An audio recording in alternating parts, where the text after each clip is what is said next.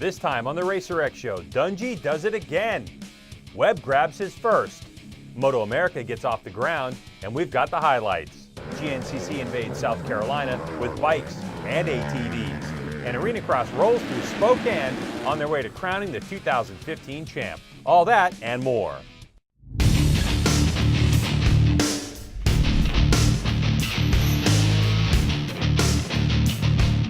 Hi, it's good to have you with us on the Racer X Show. I'm Greg, and we've had one of those exciting weekends of racing. A lot of stuff in Texas. There was Supercross, MotoGP, Moto America, even NASCAR. But we'll stick to motorcycles and ATVs for this one, so let's do it. The Racer X Show with Greg White is being presented by Acherubi's Soul and Passion, and by Yoshimura, the leader in performance exhausts. Our Supercross segment presented by Acherubi's gets us moving with the 14th round of the Monster Energy Supercross Series, which traveled to the NRG Stadium in Houston, Texas on Saturday and raced in front of over 48,000 fans. They were treated to the crowning of two champions. We'll start with the 250 West Championship. Having been on a break since February 7th, the West Championship started back up where it left off, with Yamalube Star Racing Yamaha's Cooper Webb having an opportunity to wrap up his first Supercross title early. And early on in this one, Webb, who started fourth, would start to charge forward. First by Monster Energy Pro Circuit Kawasaki's Tyler Bowers. Next on his hit list, number 38 Geico Honda's Matt Bisceglia. And that leaves the leader, number 40 Troy Lee Design Lucas Oil Red Bull KTM's Shane McElrath. A nice how do you do and bye-bye. The podium was not decided as a hard-charging Geico Honda of Malcolm Stewart gets by Webb's teammate Aaron Plessinger for third. So Webb, who told us on this show how much he wanted that number one plate, gets it done. Stewart's best finish since winning in Oakland, but the win and the championship to North Carolina's Mini Cooper. It's been a long time, that's for sure. You know, I started racing when I was 4 years old. And me and my family traveled the whole United States for one day to just turn pro. And for me to be able to win a national championship is unreal, man. This is the picture. It's close for second and bragging rights. The next one should be fun to watch. Moving on to the 450s, where it was an interesting night because on one hand, you have an amazing win by a rookie, Team Honda HRC's Cole Seely. And on the other hand, a championship winner in Ryan Dungey, who on his Red Bull KTM stole the spotlight. No shock that number 29 BTO Sports KTM's Andrew Short, another hole shot. Dungey got pinched off early and would have to chase all night long, going after his second Supercross title. In second, number 14 Cole Seely. Now Weston Pike and Jason Anderson got together, with Pike going down, so no podium for Pike. But after Seely made quick work of Shorty, he would turn on the jets. Meanwhile, later in the race, Dungey was needing to pass number 33 Josh Grant. Once past the Discount Tire Racing rider, the championship was all his, no matter where Eli Tomac would finish. But come on with this Cole Seely win. He becomes the 59th rider in Supercross history to do so. 7.4 seconds the margin of victory. Honda's fifth of the season with three different riders. Cole wins, Cole gets the interview. Oh, it's unbelievable. I mean, I got off to a good start, got around Shorty, and just I put down some heaters, just tried to get as far out as I possibly could before Dungey could get into second or Reedy or whoever. It was just, it was unbelievable out there. It was so much fun. With 3 to go, Seely's got a shot at Tomac for second, but Dungey has wrapped it up with a great year. And since he won, we're lucky enough to have him on the phone. Hey Ryan, congratulations and welcome to the Racer X Show. Hey, thanks guys. Good to be on. Thanks for having me. All right, let's start off with what a spectacular season it has been for you. 6 wins, 5 seconds, 2/3, and that lone fourth in the first round. How do you feel? Definitely feels good. I mean, you know, it's been a solid season thus far. You know, obviously getting the championship wrapped up early was an awesome feeling and a great accomplishment, not only for myself, but KTM and their first 450 Supercross championship as well. So it was an awesome night. We still got racing left. Obviously got to keep the focus and everything like that, but it does feel nice to have that main accomplishment wrapped up and obviously try to go out and get some more wins. You've spent a lot of time developing your KTM. The team 5 years, you 4 years. How rewarding is it to see that input turning into KTM's first Premier Class Supercross championship? Well, it's definitely rewarding just for the fact for all of us, especially being a part of it, since, like you said, after the first year, they wanted to get serious here in America, but at the same time, they really, between the chassis and the feel of the bike, the handling, the balance, the turning of it, it was just, I loved it. Right away from the get-go, we testing and everything just made more sense with this bike, and we were able to find settings. And long story short, find a great package, and I wasn't always changing my setup like I felt I was previous years. So, with KTM and believing in me, and obviously us getting this championship, it was a big step, and it doesn't stop here, but it definitely feels really good. So, you now work with renowned trainer Alden Baker. Which part of that relationship has made the biggest difference for you? It's a lot of things. I think, probably a lot of people from the outside looking in would be like, oh, he trains Ryan, and that's why. But it's more than just, Alden's more than just my trainer, I met Alden back in 2007 when I first came onto the scene, and I always wanted to work with him, and I thought he was great at what he did, and obviously worked with a lot of champions from Ricky and James and Ryan, but I really liked how he carried himself. He's a pretty solid guy. He's got a really solid family, and he's just an all-around good guy, would do anything for you. And I just, I never really had that guy or that person in my life to hang out with and to talk, and whether it was serious talk, whether it was fun, and about my career, and he just got a really good perspective on things. So I really felt like with him we were able to find a good balance, and not just in my racing career, but in my overall lifestyle as well. And even if I didn't train with him, I really want to know the guy and hang out with him a lot, because he's full of knowledge. Hey man, thanks for taking time out of your crazy schedule to check us out, and have fun at the next 3 races. We can't wait to see how you do on the SFX at the outdoors as well. Yeah, I look forward to it. I will do, and I appreciate you having me on the show, and we'll see you in the outdoors. Supercross Saturday night live on Fox Sports 1 from Santa Clara, California. Race coverage begins at 10 p.m. East, 7 p.m. Pacific. And that's our Supercross segment presented by Acherbys. We now move our attention to the road race segment brought to you by Yoshimura, where the Moto America Series, that's the new AMA Superbike Championship, kicked off last weekend in a rainy Texas at the Circuit of the Americas as support races for MotoGP.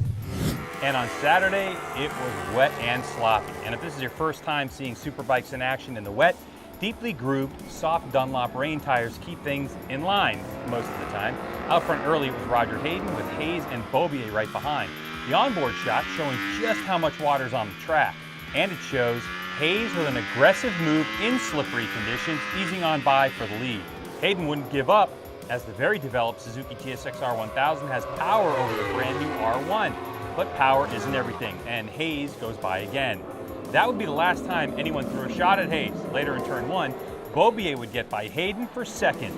And this is how the field would finish, with Josh Hurricane Hayes winning the inaugural Moto America race at the ripe old age of 40. Yep, he's still got it. Martinez with a solid 4th. Hayden Yoshimura Suzuki teammate Lewis rounding out the top 5. It was my first chance to see the other guys on the track, and we're definitely down on a little bit of speed right now, but the bike just gets around the racetrack so good. Gives me a lot of good feedback in the rain. Onto a much drier Sunday race, where the race came down to 2 men on matching motorcycles, Cameron Beaubier and Josh Hayes. Beaubier was the fastest of anyone in the dry all weekend, so most thought once he got out front, he'd check out. But Hayes kept him honest, and heading into the final corner on the last lap, Hayes took his shot and tried on the inside. Beaubier slams the door. They touch, leaving Beaubier to streak away for his first win in 2015.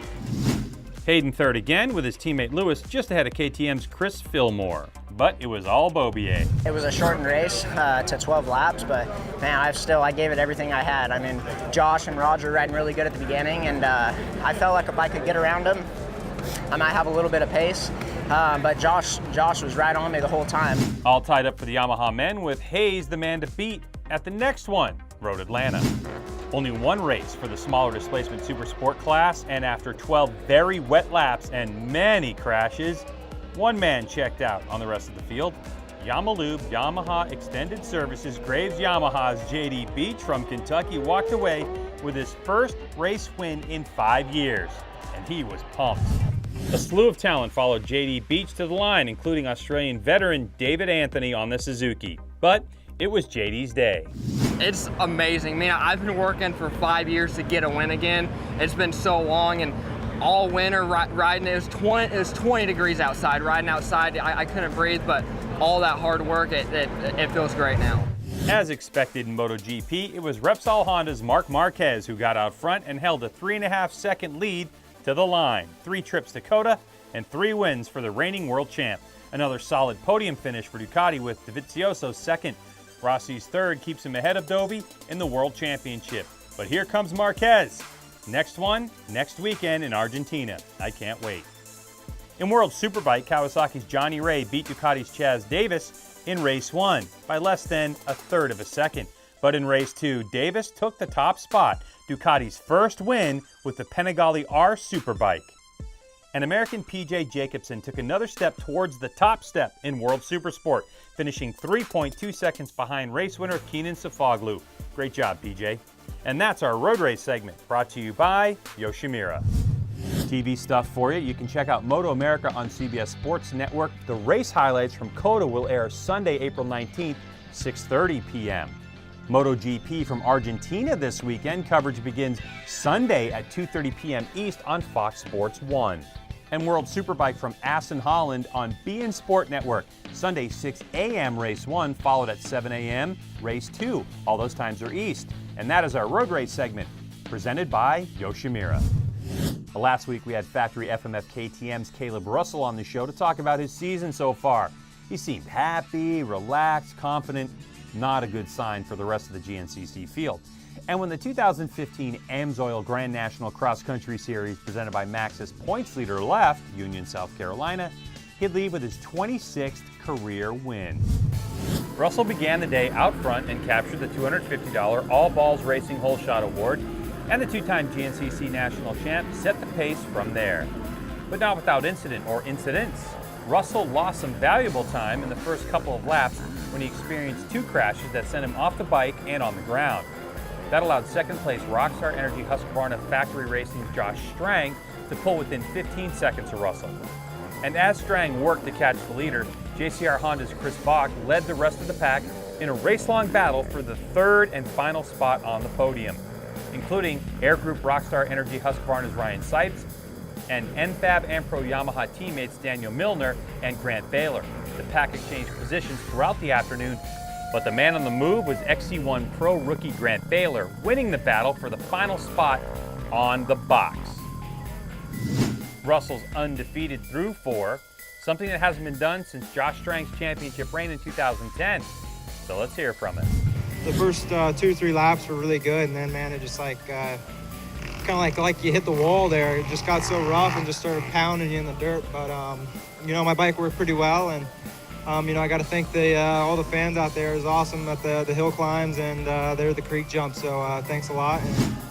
Russell is now tied with Ed Lojak for third place on the all-time bike wins list with 26. Reigns Riding University Atlas Yamaha's Ricky Russell made his return to racing after suffering a broken arm just a month ago. Ricky wins the XC2 Pro Lights class. Jason Thomas struggled, but holds on to his points lead. We'll stick with GNCC, but move to the XC1 Pro ATVs. Last week's points leader Adam McGill stopped by and gave us his perspective. And McGill knows that the points battle will be tight. And on Saturday, NFAB Ampro Yamaha's Walker Fowler earned his second victory of the season at the VP Racing Fuel's Big Buck GNCC, gaining 5 points back on leader Adam McGill. CSTPirateMX.com's Adam McGill collected another $250 AMSOIL XC1 Pro Hole Shot Award to begin the day out front. McGill turned up the pace immediately with Fowler, Maxxis Neal Motorsports' Bryson Neal, Bithell Racing's Chris Bithell, and JMRATVRiders.com Jared McClure close in tow.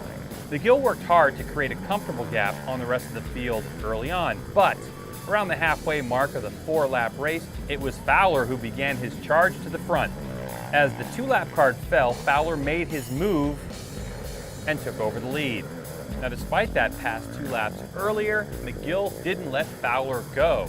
As the two raced into the final turns of the 2-hour race, only seconds separated them. But in the end, A 3-second cushion was enough for Fowler to take number 2 of 2015. Following Fowler's Yamaha, a trio of Hondas, with GNCC ATV champ Chris Borich a surprising 6th. Actually passed Bryson and Adam in the same line, and that's about the only one I had on him, so I figured if he took that on me, that it was going to be game over. Man, they're having a lot of fun over there. Walker's win cuts into McGill's lead, now 15 points, heading into round 5. And you can relive all that GNCC action anytime on RacerTV.com. Find the links to GNCC racing and more from your computer, tablet, or smartphone. It's time now for the AMSOIL Arena Cross featuring Ricky Carmichael's Road to Supercross, where Saturday night it was the first ever visit to the Spokane Arena for the 3rd round of the playoff-inspired race to the championship. One race after earning his class-leading 5th overall win of the season, Husqvarna Tylube Tough Racing's Kyle Riegel came into the night as the man to beat. Main one of the night was pretty simple. Out front early was number 2 Team Babbitt's Monster Energy AMSOIL Kawasaki's Jacob Hayes, chasing his teammate number 36 Matt Gerke. Gerke chased Hayes for a bit until, with the pressure on, Hayes and Gerke touch. Hayes goes down, leaving the spotlight on Gerke for the win. Kyle Riegel would end up 3rd. On to main 2 with the help of a packed crowd, Gerke chose a full inverted field. And off the start, Jared Steinke on the number 8 Motorsport.com Hayes Seeker Racing KTM jumped out to the lead. The other race to the championship contenders were boxed in behind. Desperate to move forward, Gerke was ripping a little too fast as he plows into the side of number 116 Thermotech FMC Racing Yamaha's Bobby Canary. Canary goes down. All the while, Steinke has throttled away from everyone, capturing his very first main event win of his Arena Cross career. Congrats to Steinke on the win, but going 3-2 gives Kyle Riegel the overall, his 6th of the season. Yeah, I feel strong, obviously, and I was strong before, but I just need to be 100% focused on winning this championship, and I thought Tallahassee would be the best move for me. Working with my new trainer, Dylan Turner, it's been awesome, and hopefully just continue the success on the rest of the rounds and see where we end up in Vegas. 6th the magic number, Riegel from Blos and Blos from Gavin Faith. Only 3 to go in this championship. Who's going to get that number 1 plate? Exciting stuff. You can watch full race coverage from Spokane Sunday beginning at 1 p.m. East on Fox Sports 1. Hey, go see some live racing. This week in the Monster Energy Supercross Series is back in California at the new Levi's Stadium in Santa Clara. SupercrossOnline.com for tickets. MotoGP is in Rio at the Termas del Rio Hondo. That's all weekend. World Superbike is at the Assen TT Circuit in the Netherlands. Arena Cross stays in the Pacific Northwest at the Tacoma Dome, Tacoma, Washington. And ATV MX lands in Kent, Texas at Underground. And the National Enduro Series stops in West Point, Tennessee. Caleb Russell will be there racing. The Racer X Show with Greg White is being presented by Cherubies, Soul and Passion, and by Yoshimura, the leader in performance exhausts. We are on our way out, but make sure you check out RacerXOnline.com for the latest news in the world of Supercross motocross, like Tyler Bowers out for the year, or Monday Conversations. There's all kinds of great stuff on there. For now, we're done. Check out all of our social media links and follow us on YouTube. It's The Racer X Show. You can follow me personally on Twitter. It's at Greg White. Well, for the fine crew here at The Racer X Show and Racer TV, I'm Greg, and remember, we are all racing all the time. Bye-bye.